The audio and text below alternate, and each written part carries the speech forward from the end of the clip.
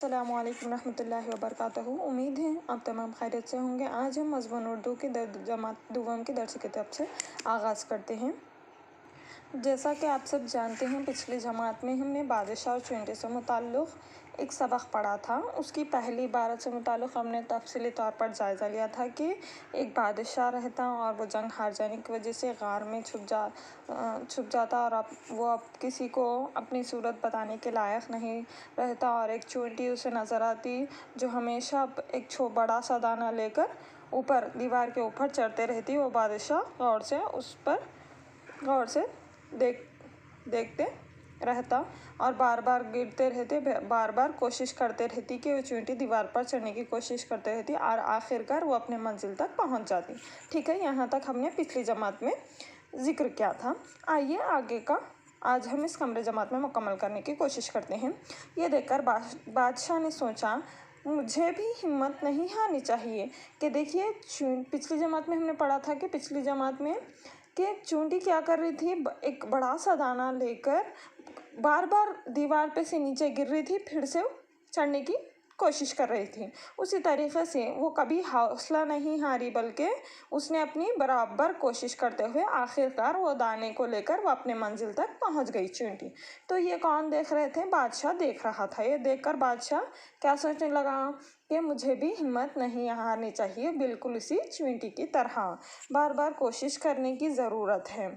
कौन सोच रही है बार बार कोशिश करने की ज़रूरत है? बादशाह सोच रहा वो चींटी को देख करके, ये तो छोटी सी चीज़ है कि चींटी छोटी रहती ना, वो तो बड़ा सा दाना लेकर बार बार गिरने पर भी फिर भी वो कोशिश करके आगे बढ़ती जा रही। तो फिर मैं तो इंसान हूँ, मुझे भी बार बार कोशिश करना चाहिए। इस तरीक़े से बादशाह यहाँ पर सोच रहा है। अगर इंसान लगातार कोशिश करे तो ज़रूर कामयाब हो सकता है। तो इंसान क्या है, हम लगातार यानी हमेशा कोशिश करता रहा तो क्या है, ज़रूर अपनी मंजिल तक ज़रूर पहुंच सकता और कामयाब हो सकता। जो हम हासिल करना चाह रहे हैं उसके लिए हमें हर चीज़ में कोशिश करना चाहिए और हर तरीक़े से कोशिश करते हुए ज़रूर अपनी कामयाबी हासिल कर सकते हैं। ठीक है, जिस तरीक़े से चींटी अपने मंजिल तक पहुंचने के लिए लगातार कोशिश करती रही, उसी तरीक़े से हमें भी अपनी ज़िंदगी में कोशिश कर अपनी जो मकसद है उसको कामयाबी हासिल कर सकते। यहाँ पर इस तरीक़े से बादशाह सोच रहा कि मैं क्यों हिम्मत हारूं, बार बार कोशिश करना अच्छा है जिससे हमें कामयाबी हासिल हो सकती। ये सोचकर बादशाह का हौसला बढ़ गया।